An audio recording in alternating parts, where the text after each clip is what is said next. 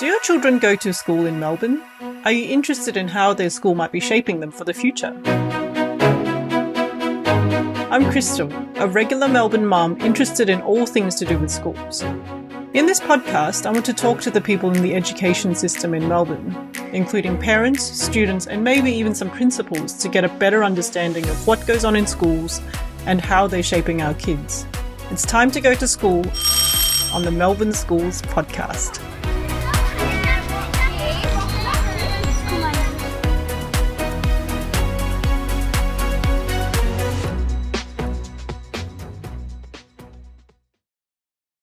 Hi parents, today I'm chatting with Archie. Archie is an ex-Haileybury student who graduated in, is it 2022? 2023. 2023! I first came across Archie in the Melbourne Schools discussion group on Facebook. Someone had asked if compulsory Saturday sports at Haileybury had a negative impact on academics, to which Archie replied something along the lines of, "No, I was sports captain at Haileybury and I got 99.75. And I thought, I have to talk to this guy. So welcome, Archie. Thank you. First of all, what are you doing in the Melbourne Schools discussion group? I don't know. I like contributing a little bit to see, a lot of parents have a lot of questions, especially about, selective schools, select entry. I know a bit about that as well. Mm-hmm. Private schools, Haileybury, APS kind of system. Mm. The sporting thing is very controversial. It's been controversial in school, outside of school, obviously. And yeah, I don't know. I just happen to be in there, see what's going on. Good to get a bit of context. Yeah. Oh, that's interesting. Well, we welcome your contribution. Mainly it's parents asking about their kids, which is why I'm surprised to see, you don't look old enough to be a parent. Yeah. We're far away from that at the moment. Yeah. But obviously we welcome your contribution with the experience of Haileybury, and obviously the private schools and APS and being a sports captain as well. So, yeah, congratulations on your wonderful ATAR. That's amazing. Thank you. Yeah, it was obviously a lot of work, but paid off in the end. Yeah. All the while being sports captain in year 12? Yeah, that's it. So I played tennis my whole life, and year 12 was lucky enough to get that role. So obviously contributed heaps to the sporting kind of aspect of Haileybury as well, which was very time consuming, but in my opinion, almost helped me in my academic journey. Yeah, that's interesting because I think that parent asked a question that is probably on a lot of parents' minds because, Saturday sport sounds really time consuming. Like I have no experience of it myself, but it sounds really time consuming to be driving your kids everywhere on Saturday. Like, do you think it's worth it? Yeah, it's a big kind of question. So it depends also what team you're in. So if you're in a first team, which is like the better kind of player at the school. So for tennis, it was best 8 players play against the other school's best 8 players, for example. You've got a lot more training. So we trained like Tuesday morning, Tuesday afternoon, and then Thursday afternoon, obviously sport on Saturday as well.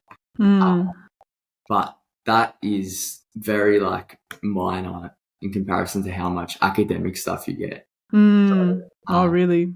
Yeah, like so much more work than sport. Like, let's put it that way. It takes up 2 periods at the end of the day of your whole week. That's consistent with every private school. Right. I think even like Melbourne High and all that would have something similar because they play rugby against us, for example. So on Saturdays, you mean? Yeah, on Saturdays. Yep. So not sure what's going on over there, but heaps of schools have it. I think it's almost like a curriculum kind of thing, probably. But yeah, it's very time consuming but very rewarding because exercise is super good for your mind, mental capacity as well. Yeah. When you're in year 12, especially when you have so much work, you're overwhelmed. Sometimes all you're going to do is like see your friends, have a hit on a Saturday. Well, before we get too far into Haileybury and Saturday sports, can you tell me firstly, what are you doing with yourself now with all your wonderful sporting experience and your amazing ATAR? So I've kind of run out of time to play tennis. Oh. So, I've stopped playing tennis because it's very difficult. When I was in school, I was playing like very high competitive level. Everyone was like homeschooled, all of that stuff. So year 12, I kind of tapered it off, like the external. So obviously I played for school, all of that stuff, but externally I played a lot less because homeschool, very hard to compete with when you're doing VC. Oh, really? Yeah, so you kind of have to pick one or the other in that sense. But now I'm doing commerce at Melbourne Uni, and I'm also running a tutoring company called ATAR. Oh, okay. Yep. So commerce was obviously your first choice that you wanted to... Yes. Yep. So I was looking to do commerce law, commerce Juris Doctor, but you have to do a degree. You have to finish commerce before you can do Juris Doctor anyway. So. Oh, really? Oh, okay. At Melbourne Uni, you have to you can't go straight into law.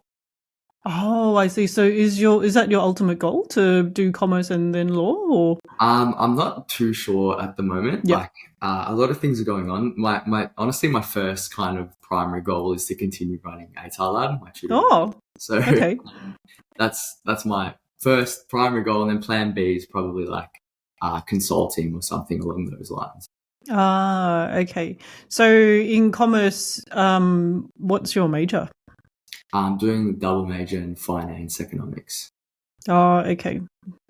Amazing. Thank you. Okay, so let's have a chat about Haileybury. How long have you been there? So I've been there since pre-prep. Since pre-prep? Yeah. Oh my God. The whole journey. The entire journey. Exactly, because my brother was there as well, so I got your older brother. Yeah, older. He's 9 years older. So. Oh wow. Okay. Yeah. Okay. So obviously your parents had a good experience with your brother. Yeah. 100%. Yeah. Do you know how they chose Haileybury? Was there a thought process in it, or do you live close by, or? No, we didn't actually live close by at the time. We lived in Mentone, so it wasn't really like, it's somewhat close to Keysborough, I suppose, but I started off at the Brighton campus, so. Okay. Yeah, we moved to Hampton, which is obviously close to the Brighton campus, but that was like not a factor at all in the decision-making process. It was more like the academic results for that, okay. Yeah, when I think of Haileybury, sorry, I think my impression is that it's very academic. Yeah. But it's also very sporty, like very amazing of facilities. This is my impression. I've actually never been there. I've never been on tour there, but the impression that I get, I know some people who go to Haileybury, and this is my impression. So big school, very academic, amazing facilities. Coaches I've heard are really good too, like the sporting coaches. Would they be all accurate, what I've said? Yeah, that is completely accurate. Like Keysborough, for example, has something like 7 ovals, 3 gyms, or even more. A whole Olympic swimming complex. Wow. 40 tennis courts. It's huge. 40 tennis courts. Yeah, it's massive. Like, I've genuinely never seen anything like it. Like, it's huge. That sounds like enough for a city. It's like if you drive past Keysborough, it's like 3 kilometers long. It's genuinely. Wow. So yeah, obviously it's like divided. You got your like middle school, senior school, junior school, all that stuff's like somewhat divided, but it's still massive nonetheless. Coaches, are amazing. So especially for AFL football, we've got Matthew Lloyd and Scott Pendlebury and Nathan Jones. So okay, 3 are arguably some of the best AFL players of all time. I've heard of them, and I don't watch AFL, so they must be quite famous. That's it. The coaching is very good, but it is select sport, so they do prioritise.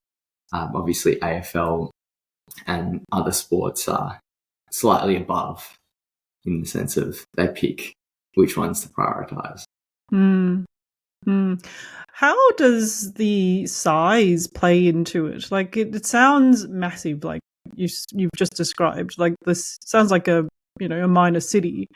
How does a student not get lost in such a big school? So when I first moved to Keysborough, I did get lost. Okay, lost as in not like location lost, but like feeling like they're lost in a crowd. Oh right. So this is a great kind of topic, because what happens is on Tuesdays, and so Tuesday the whole day and Thursday afternoons, all of the campuses come together at Keysborough. Mm-hmm. So they get buses, from City, from Brighton, from Berwick, and they all come together. We've got mixed classes between campuses, all of that stuff. Wow. There's heaps of like activities together. So we do like, house sports, all of that stuff, but it's always mixed. So at the end of my kind of year 12, I knew probably almost every single person in year 12. And like it was all on friendly terms. So it's not like, I just randomly see this person. I know their name, but I don't really know them. It's great because it brings us all together. We all know each other. It's all super friendly. So even from the other campuses, you would know people from the other campuses? Yeah, exactly. Yeah. Oh. So that's because we all come together on Tuesday. We all play sports together. So, for example, the first team is saying the best 8 tennis players, you might have 2 from Brighton, 2 from Berwick, 2 from Keysy, 2 from City. So that's another thing that sport kind of does, especially over such a big scale. Mm-hmm. So 7,000 or more students, 7 campuses. God, all of 7,000 students all come together. Yeah, it's huge. It's massive. So that is heaps massive. Of students, heaps of campuses. Sports part of that thing that, you develop friendships with the other campuses that you traditionally probably wouldn't if sport wasn't there. Yeah. Yeah. Even in your own campus. So most of it is in your own campus, right? Most of your study happens in your own campus. How many students would be at Keysborough, for example? I don't know. I couldn't tell you. Okay. So altogether there's 7,000. So I imagine there'd be like, I don't know, 2,000 at least. Yeah, probably. But that'd be over obviously years prep to 12. So I'll have to fact check afterwards. I actually didn't. Yeah. I didn't look it up. Yeah, okay. So just within the campus, like how do you end up getting to know people? Because I think is it like is there a strong house system or something like that? Yeah. So strong house system. So I'm speaking strictly senior school kind of here. There's houses all throughout, but I'd imagine probably most people interested in senior school kind of. Senior as in 9, 10. Yeah. So seniors 10 to 12. Right. At Haileybury, how it works is you've got junior, which is prep to 5, middle, which is 5 to 8, pre-senior is 9, and then 10 to 12 is senior. So seniors, like it's all the same kind of house systems throughout anyway, but senior school, we had like something like 10 houses that are all location based. So I was in Pargetta, which was Brighton, Hampton, those areas. Dickinson, for example, is like Mentone, Beaumaris, Edithvale, those areas. Then you've got Aikman, Rendell, so many different kind of houses. And then you compete against each other, you play with each other sometimes.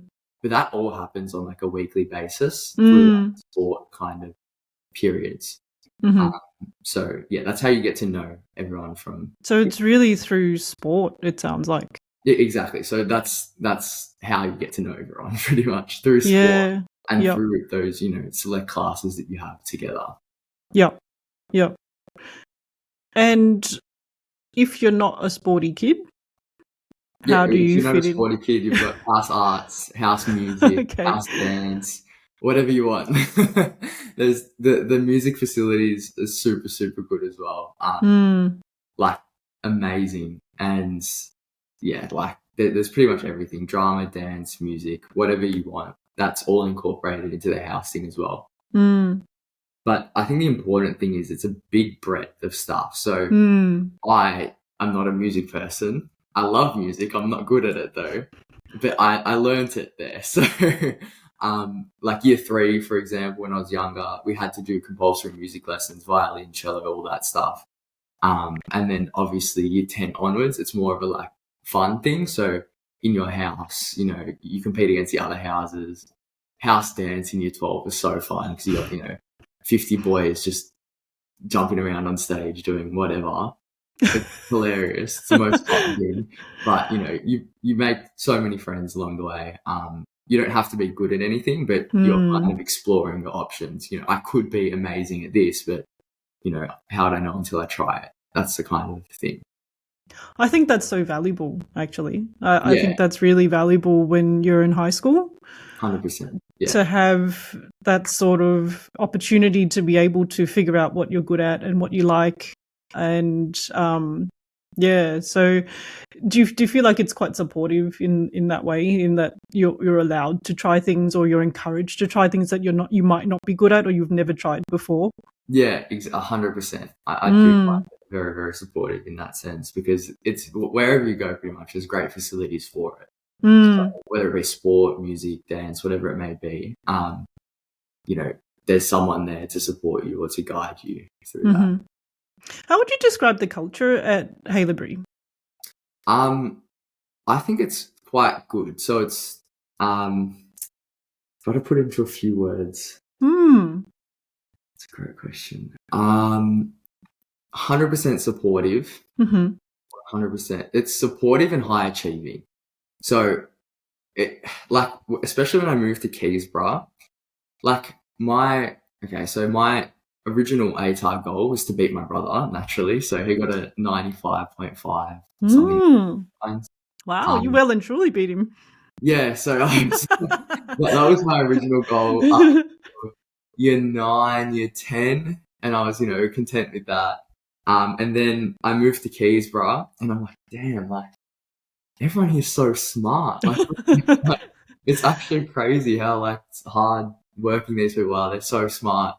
Oh, I need to up my goal. So year 10, I'm 97. I want a 97. Oh, so you actually had a actual goal in mind each time. And I didn't think it would keep rising, but it did. So year 11, I got 98, and then year 12, I was like, I want 99.5 plus. And that was simply because I just saw so many people doing much better things than I was. Yeah. So you're surrounded by insanely smart people, very smart. Even I beat some people ATAR wise because I knew how to do the system pretty much. I knew how to be very good at English, which is obviously a top 4, and some other subjects where I got raw 50s in. But some absolute geniuses did worse than me, and they're literally everywhere. The 99 plus range at Haileybury is there's so many people that get there, and every single one of them are very, very, very smart in their own ways. So you've got a massive breadth of skill in that sense. So one of my friends, he's very, very, very got a 99.4 or something like that. He's extremely good at media. One of the most talented people I've seen. Another one got a 99.5, extremely good at music. But the interesting thing is they're getting these scores, and he did arts at Melbourne, one of them. The other one's doing music at Melbourne. So, they're not going into those traditional sort of courses like law and medicine. Exactly. And I think that's because they've been given the opportunity to explore that breadth a lot. So how interesting. They became super, super skilled at that stuff. The music person in particular had heaps of support from Haileybury in terms of instruments, financial support, going everywhere, all of that stuff. And that kind of motivated you to do better. So, yeah, you're surrounded by all of these high-achieving people, and you just want to do better, pretty much. How does that happen, that Haileybury has become this place for such high-achieving people? Because it's open-entry school.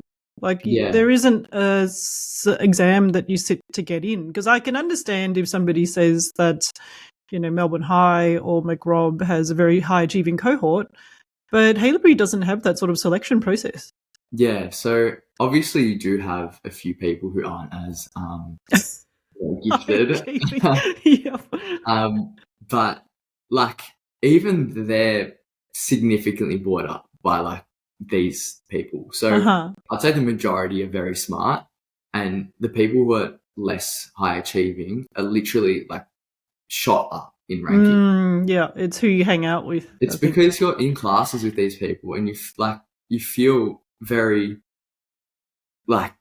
insignificant if someone's doing this great stuff next to you. Oh my god, how are you doing that? I better up my game. Yeah, I want to do that as well. So that's why the median ATAR is so high as well. So along those lines. So even if you have even those people that I traditionally thought, oh, they do nothing, they don't try at all, like they're still getting 90 plus, and it's crazy to me. It's because, the teaching, all of that stuff, the people surrounded with and the teachers are so good there.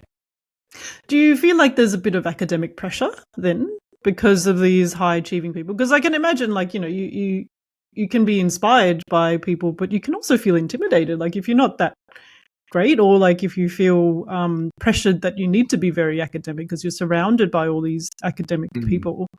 Is there that kind of pressure? There's no pressure from students. I would say that there is pressure from teachers, but it's not like they're not physically pressuring you, right? So they'll say like, look, like I'm here for you, like I'm here, like for example, my English teacher, I literally marked like 100 practice exams. I stalked the guy throughout the whole school, gave him the time off. He was trying to run away from me and all that stuff, not happening. Marked so much stuff. He's such a dedicated teacher, runs after hours, after school, all of that stuff, holiday sessions, whatnot. But it's always, I'm here if you need me, but if you don't want me, then I'm obviously not going to help you out. So you really have to be motivated yourself as well.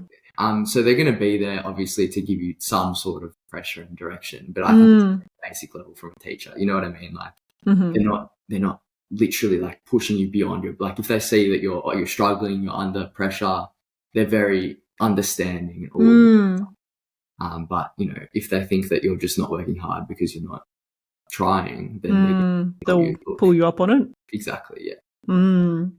I've heard just from the grapevine, really, that Haileybury teaches like the level above or 1 or 2 years above the normal curriculum. Is that right? Yeah, I believe so. Well, you wouldn't know because you've been there from the start. Yeah, I believe so, but it is. There are like advanced classes as well. So year 9, I was doing like advanced maths as opposed to normal maths. You have heaps of people. It's not like 3 people doing advanced maths. It's like lots. Full classes worth. Right.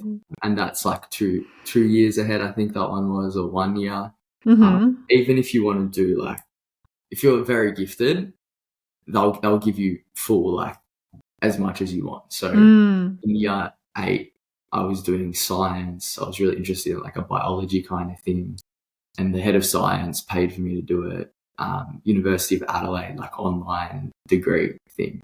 Wow. So I was like, oh, that's sick. Love that, so it's high up as you want to go, the opportunities are there.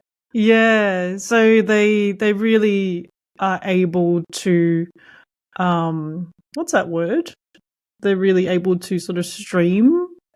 Is it stream or personalized learning? I think that's the buzzword. They're really able to personalize the learning for you. That's it. Yeah. And that's probably because they do have that massive breadth of students. So as you're saying, it's not supplementary. You don't have to start at this level. You can start here and build your way up to here. But you don't need to be here and then incrementally improve, kind of thing. And I guess because they have those sorts of resources. I mean, Haileybury is not a cheap school. Yeah, 100%. You're right. Yeah, it's I mean, that is probably the difference, honestly, from having the resources to be able to personalize and not being able to personalize. Yeah, exactly. That's it. How would you describe the leadership at the school? Would you have much to do as a sports captain, I suppose? Would you have much to do with like the principal? So the 4 executive leaders are kind of your school captain, sport captain, and vice captains. So boys' school, girls' school are separate. That's right. So you got 4 executives in each thing. So I, as a sport captain, I manage sport and everything else over 4 campuses. Wow. So not 4 campuses, all campuses. So how many are there? How many campuses? 7, I believe. Oh wow, I didn't know that. Yeah, so those 4 work together. It's not really like as a sport captain, I did a lot of stuff that wasn't sport. So it was basically just those 4 work together to manage the campuses of your boys, respectively, for example. But underneath that, you have like 20 prefects, all your house captains, your house vice captains, your individual sport captains, all of that stuff. So leadership team of probably like 50 plus students. And they're just individual campuses. So like you've got your Keysborough prefects, your Brighton prefects, your Berwick prefects, whatnot. So student leadership, huge. You'd have meetings all of the time together on a Tuesday, for example. See like what activities can we do, fundraising events, all of that stuff, organized students. And then on Tuesdays as well, you'd have your executive teams meet. So 4 boys and 4 girls met with the principal every week to see, what are the students saying? What can the principal do? All of that stuff to make our experience better. So do you feel like, because it's such a big school, being in a leadership position, do you feel like you'd still have agency to change things? Like, would you still be able to suggest things? Because I can imagine there'd be like a big logistical component about it. Yeah, Like, absolutely. Yeah, so as a student, heaps of things you can change heaps. So as an executive leader, it was easy to suggest events, incorporate events, all of that stuff, and they're almost instantly put in. Like obviously, logistically, it's a bit hard. Things, but they're open to suggestions. Exactly, they're very, very open to suggestions. That's interesting. Yeah, because I can imagine it'd be difficult, like, because it seems like it's such a big school that it'd have to be very well run. It'd have to run to certain, standards and criteria and stuff. But it's good to hear that you still feel like you've got the agency to be able to make suggestions or change things or say this is not good enough, maybe we should do this. If that's the case. Yeah, obviously with some important things that are out of our control. I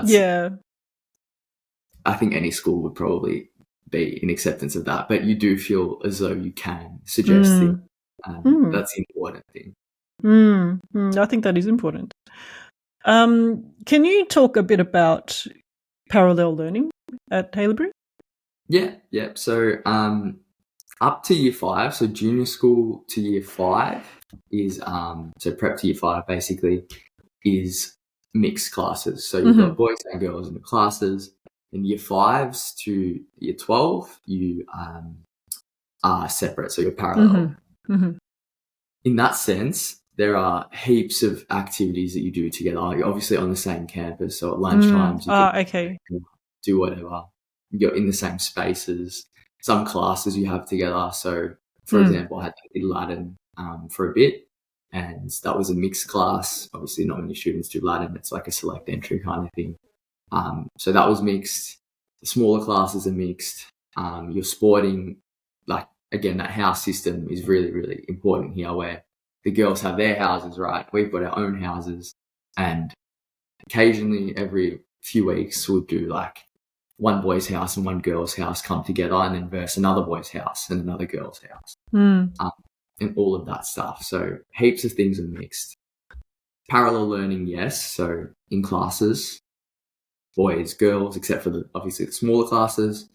But everything else, in my opinion, was one school. Did you enjoy that? Did you think that it was a worthwhile thing to do, parallel learning? Yeah, I seriously do. Like, boys and girls learn in very different ways. It's not necessarily the fact that I think a lot of parents or a lot of people generally think that it's distractions. But it's not. It's seriously not that. It's the way that they learn. Boys learn super differently to girls. Boys perform a lot better in different subjects to girls. Girls tend to perform a lot better at English, the humanities, all of that stuff. Boys tend to perform better at maths, and that's just statistically kind of driven there. It's no personal bias or anything there, but they learn differently. All boys class, you feel more comfortable expressing certain things, being uncomfortable with certain things, whatnot. I'm sure that's the same on the girls' side. It's just, it's not to do with distractions, but rather you learn differently. and that's the benefit, I guess, that you see from that. Yeah, different kinds of support for different things. Exactly. Okay. And then you still have the opportunity to do stuff together as well. So everything except for classes is mixed. So heaps of opportunity for that. Yeah, it does sound like the ideal sort of setup. Yeah, I do. I agree with that. In terms of like the well-being aspect of school, because I mean, I guess with Haileybury you hear a lot about academics and facilities and stuff. But in terms of well-being, like, do you think that there's much of a focus on like mental health and that sort of thing at Haileybury? Yeah, so heaps of external kind of people coming in to speak about mental health and all of that stuff. We have a well-being class every week as well. And then obviously they've got like psychologists and whatnot that you're able to visit, book appointments with if you're feeling particularly stressed and stuff like that. Okay. Can you tell me, what did you love about Haileybury? Like, what was it that you enjoyed the most? It really was that kind of breadth of just everyone. Like the amount of people that you meet and the amount of things that you learn from those people is just like outstanding. Like my uni friends now, heaps of them are Haileybury people, heaps of them do commerce at Melbourne. It's a network that you kind of build for the rest of your life. So you meet heaps and heaps of people that are extremely high achieving, motivated, and you learn so much stuff from them. So it's very kind of united in that sense. So I feel as though I can talk to almost anyone in my year level on like a friendly basis, even if I haven't spoken to them in a while, or even if we're not necessarily friends, we're still friendly and we're still because you have that connection Exactly. of being ex Haileybury. Yeah. Do you find that it set you up well for uni, like now that you're at uni? Yeah. So the traditional kind of stereotype is that private school kids tend to do worse at uni because they're set up. Yeah, I've heard that too. Yeah, so they're they're very supported by teachers throughout their schooling journey, and then from there, uni's all independent. Lecturers don't care whether you submit something or not. You're just going to visit. They're not going to follow you up on anything. They're not going to force you to read classes. They're not going to email you. They're not going to do anything. Yep. They're just there to pay your fees and pass the subject, or pay your fees and redo the subject and pay the fees again. No it's nothing like school, basically. So that is the stereotype, but I think that applies to the students that were, again, those students that weren't necessarily motivated, but were still getting 90 plus. So getting super high ATARs, but had no intrinsic motivation. That applies there. However, with students that had that intrinsic motivation, saw their peers doing so well, wanted to be like those people, improve in that sense, it's completely different. So I'm doing quite well at uni at the moment. I got a 91 WAM, which is pretty good. I don't know what that is. What's WAM? Weighted average mark. Oh, okay. No, that sounds pretty good. Yeah, it's quite good. But it's all because of that kind of intrinsic motivation. They do help you develop that. As long as you have some sort of that there, they'll help you develop it. If it's not there, then they can't do anything about that, and that's just the nature of it. Yeah. I don't think anybody can help you out with that, can they? Like if you're not intrinsically motivated. Exactly, that's right. Yeah, that's really interesting, because I hear that argument all the time about private schools and how private school kids are more likely to drop out of uni. Yeah. I wouldn't necessarily say more likely. It's just that it's a bit of a shock once you go to uni and like, oh my god, like nothing is going on here. I've got no idea what to do. There's not as much support. Exactly, but that even as I was saying before, like with the network that I've had from Haileybury, I've got like 20 people doing my course. So So instantly I've got a friend group. Instantly I've got a group that people that can like guide me through it and all of that stuff. We're all in the same boat. We're all doing it together. So that's a great thing, I guess. Yeah. I find that interesting because I myself came from a private school as well. And even though I hear that apparently there are studies out there that say that, you know, private school kids are more likely to drop out, I don't know anybody who's dropped out of uni. In fact, most of my cohort are, you know, professional and like, you know, captains of their field now. Yeah. At my age.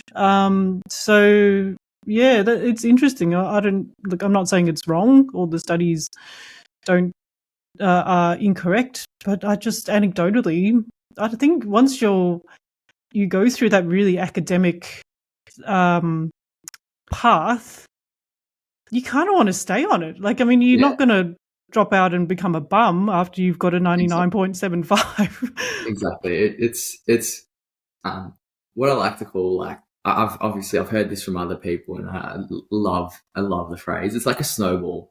So what you're doing in year 12, you know, I think from like years, it literally starts from like prep. You know, you've got those kids that are reading like heaps of books, whatnot. They're starting to build their kind of English abilities. They're reading heaps. They're writing heaps. They're doing all this like extra stuff that you can do. I was one of those people doing that stuff. And then in year 5, I was doing like these UNSW stuff that Haileybury like obviously provides, you know, you can do these competitions and whatnot. But it slowly kind of builds. And then by the time you're at year 10, it's like, oh, well, there's a clear distinction between me doing this stuff and then people who hadn't done that stuff. And then obviously year 10, it becomes a lot more pronounced, and you got massive kind of people, you know, big distinct differences between people. Really? And then even after year 12, you see those people who do really, really well in ATAR. You know, uni is a completely different system. Technically, it's a different kind of thing. It's not like your ATAR contributes to your uni. It doesn't. You see those people continue to do well throughout uni. And that's just because it's like a snowball rolling. Like you're constantly kind of getting better and better because you don't want personally to get worse. Yeah. So, well, you want to play you want to play the game. Like you played the game of school, right? Yeah. And you sort of want to continue playing this next game, right? Like you just want to continue to achieve, don't you? Exactly. That's right.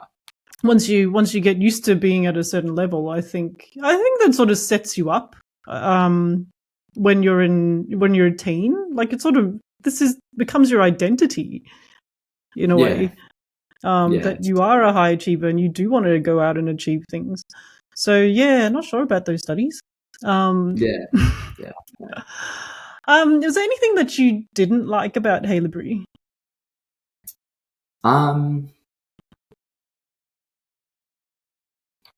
Is there anything you can think of?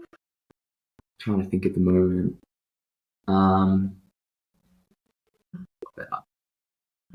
Sometimes there can be a bit of an exclusive culture. Sometimes, very rarely. I don't even think that can apply. That's just going to happen at any school, no matter what. You can't have everyone be friends with each other. Yeah. That's just how it is, unfortunately. No, that's fair. Do you think it's an exclusive culture because of? I mean, is there a difference between like, you know, wealthy families and non-wealthy families? Because I think that's a worry that parents have. Some parents, you know, send their kids to these schools when they're not, you know, particularly wealthy, but they really value education and they really value the academics. Yeah. And I think some people worry that, oh, how am I going to keep up with these really wealthy families that go overseas every holidays and that sort of thing? Yeah. Do you think there's a bit of a divide there or not really? Would you notice it? There's no divide within students about that. There's so many, like I was on scholarship as well. Heaps of scholarship kids, not just obviously like academic or sporting scholarships, but, you know, like they're very generous to, you know, if you're under a tight financial condition, you know, your child's performing well, they're smart, they're obviously trying very hard. They're there to give you that support if you need it. So you have a lot of students that aren't, you know, obviously very wealthy so well financially, but they're not excluded in any way, I've found. It is a very multicultural school. Okay.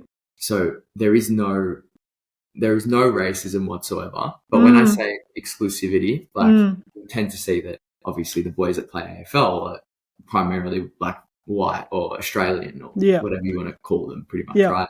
And then you got, a lot of ethnics like myself playing soccer, and then you've got your whole I think that might table be tennis. human society. Exactly right. Like that's just how it is. Like my family played, soccer up until ages and ages ago.